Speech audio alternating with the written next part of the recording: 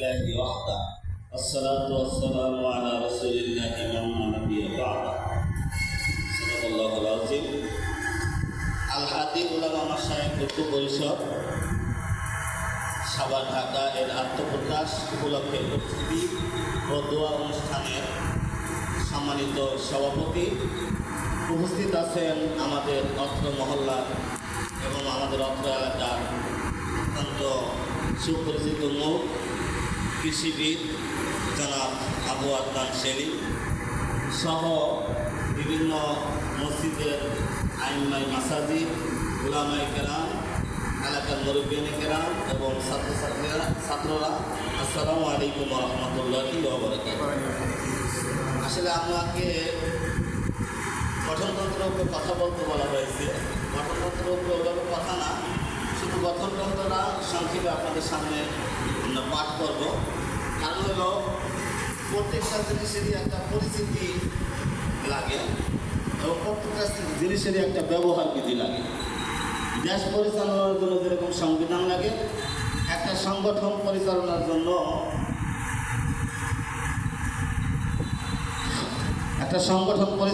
জন্য ওরকম একটা গঠনতন্ত্র লাগে। তো আমরা সংক্ষিপ্ত পরিসরে একটা গঠনতন্ত্র তৈরি করেছি। এই গঠনতন্ত্রটা আপনাদের সামনে আমি পেশ করব। তার আগে একটি কথা না বললেই নয়, যেই চেতনা থেকে আমাদের এই সংগঠনটা তৈরি সেটা হলো আলেমগণ নানা মতে যেতে হবে নবীর পথে। সকল আলেমদেরকে একটা স্থানে গিয়া একমত হইতে হবে যে নবীর মতেই মত, তারাই হলো উম্মত। নবীর মতে আমাদের সকল আলেমদের ঐক্যমত হতে হবে। এই সমাজটা নষ্ট হওয়ার পিছনে আমি ব্যক্তিগতভাবে মনে করি দুইটা শ্রেণী দায়ী। একটা হলো উলামায়ে কেরামদের একটা অংশ, দেশে যত মত পথ ফেরকা তৈরি হয়েছে, বাতিল ফেরকা তৈরি হয়েছে, এর প্রত্যেকটার পিছনে কোনো না কোনো আলেম রয়েছে। তাহলে আলেমরা এই অংশে একদিক দিয়ে দায়ী। আর যারা সমাজপতি আছেন তারাও হলো সুলতান ও জিল্লুল্লাহ, সমাজ যারা পরিচালনা করবে তারা হলো আল্লাহ ছায়া। তারা যদি কোরআন সুন্নাহ অনুযায়ী সমাজ পরিচালনা না করেন, তো এই দুই শ্রেণীর কারণেই সমাজটা আজকে হলো অধপতিত। এই জন্য আমরা উলামায়ে কেরাম ঐক্যমত্য হওয়ার চেষ্টা করেছি এবং আমাদের মেসেজটাও আমরা সমাজপতিদের কাছে দিব। তাদেরকে নিয়ে আমরা সম্মিলিতভাবে একটি সোনালী সমাজ তৈরি করতে চাই। আল্লাহ রাসূল সাল্লাল্লাহু আলাইহি সাল্লাম যখন মক্কা থেকে হিজরত করে মদিনায় গেছেন, ওখানে গিয়া তিনি কিন্তু একটা মদিনা সনদ তৈরি করেছেন, যেটা ইসলামের ইতিহাসে না শুধু বিশ্বের ইতিহাসে প্রথম লিখিত সংবিধান। আমরাও আল-হাদি উলামা মাশায়েখের পরিষদ কীভাবে পরিচালিত হবে সেজন্য একটা গঠনতন্ত্র তৈরি করেছি, সেটা আপনাদেরকে পড়ে শোনাচ্ছি। এই সংগঠনের প্রথম ধারা, সংগঠনের নাম আল-হাদি উলামা মাশায়েখ ঐক্য পরিষদ। সকল উলামারাই হাদি, তারা মানুষকে হেদায়েতের জন্য আহ্বান করবে। এই জন্য আমরা সংগঠনের নাম রাখছি আল-হাদি উলামা মাশায়েখ ঐক্য পরিষদ। এটার কেন্দ্রীয় অফিস ঠিকানা গ্রাম দেওগাঁও, ডাকঘর রাজাসন, সাভার, ঢাকা। এটা হলো বর্তমান কেন্দ্রীয় অফিস। ধারা ৩, সংগঠনের লক্ষ্য সংগঠনভুক্ত সকল ঘরানার আলেম ওলামাদের মধ্যে সম্প্রীতির বন্ধন, ঐক্যবদ্ধভাবে একে অপরের সমস্যার ইনসাফ ভিত্তিক সুষ্ঠু সমাধান ও সমাজ উন্নয়নের সার্বিক ভূমিকা পালন। এখানে দুইটা কথা বিশেষভাবে পরিধানযোগ্য, একটা হলো আলেম ওলামারা সমাজে সবচেয়ে বেশি অবহেলিত। যদিও তারা মানুষের মুখে মুখে বলে যে সম্মানের পাত্র। এক ভাই আমাদের কিন্তু বলে গেছেন যে 12 বছর 13 বছর 15 বছর একটা মসজিদ ইমামতি করলো, 1 মিনিটের মধ্যে তাকে বিনা নোটিশে আপনি আগামীকাল থেকে আর ইমামতি করবেন না, আপনার চাকরি নাই। এটা কত বড় জুলুম, কত বড় অন্যায়।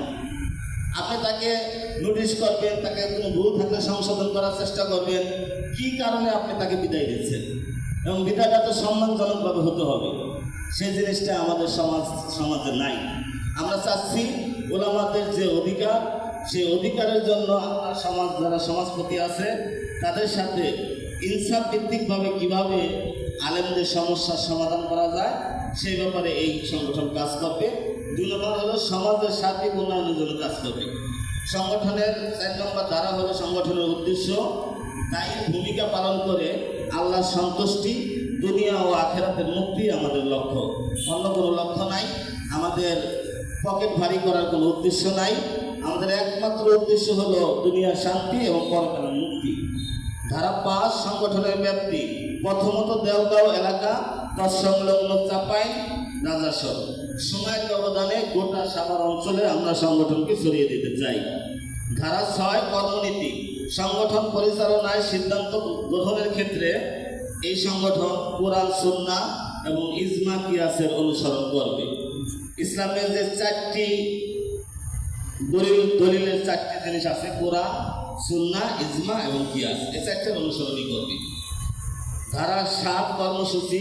এই কর্মসূচির মধ্যে ধারা 7-এর 1-এর মধ্যে রয়েছে দাওয়াত ও তাবলীগ, মসজিদ ভিত্তিক বয়স্ক শিক্ষা, তারপরে ইসলামের ফরজ বিধান যেমন তহরাত, সালাত, হালাল হারামের উপর সাপ্তাহিক বৈঠক, এরপরে সাপ্তাহিক দাওয়াতি গ্রুপে বের হওয়া, ছাত্রছাত্রীদের মধ্যে ধর্মীয় মূল্যবোধ জাগ্রত করার লক্ষ্যে বিভিন্ন স্কুল কর্তৃপক্ষের অনুমতি সাপেক্ষে মাসে 2-1টা ধর্মীয়